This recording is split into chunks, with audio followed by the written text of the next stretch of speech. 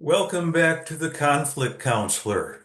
Attorney mediator Chris Capocha here with our fifth episode, Personal Loans, the Good, the Bad, and the Ugly.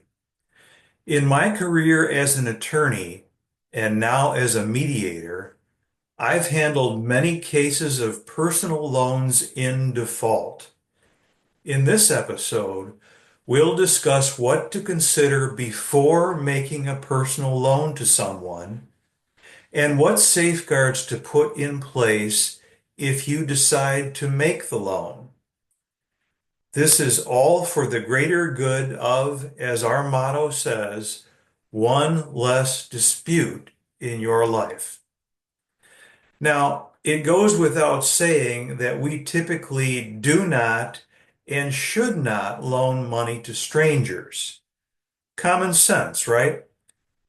Yet, the loans we make to friends and family often pose the same risks as if our money was given to strangers.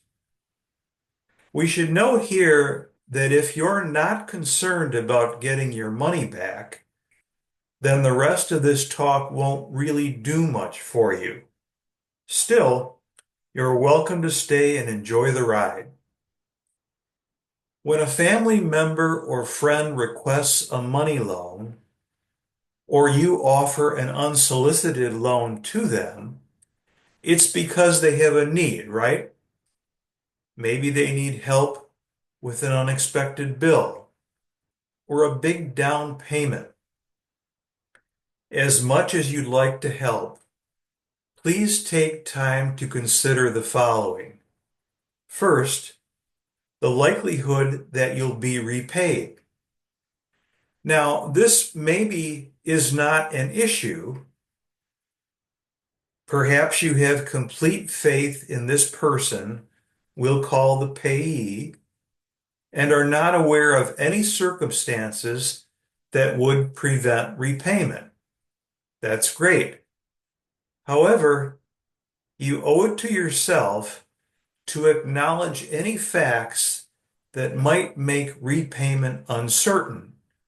For example, other debts of the payee, his employment status, her trustworthiness, etc. Secondly, consider whether you can afford not to be repaid. Again, maybe this is not an issue, and the money involved would not pose a hardship for you if it permanently disappeared. Just be honest with yourself, for yourself, on this point. Okay, after this two-step exercise, if you think there is a risk that you will not be repaid and that you can't afford such a loss, my friend, I suggest that you pass on the loan and save your money. Many folks could have avoided a trip to my court had this advice been offered to them before making such a loan. In the time that remains, let's talk about how to protect yourself if you decide to make the loan. First and foremost, document the loan in writing. Indicate the amount owed, repayment schedule, rate of interest, if any, etc. Both parties must sign and date the document. Note that there are many free promissory note templates available online for this purpose. Second, consider having the payee pledge some type of collateral as security for repayment of the loan. In other words, tangible property that you could claim if the payee defaults. This could take the form of a mortgage on the payee's real estate, for example. Note that documentation required for a secured loan can be quite technical and should be prepared by an attorney. Finally, if you're making a loan to a business, get a personal guarantee from the person signing on behalf of the business. Here again, attorney assistance is advised for the correct form of the guarantee.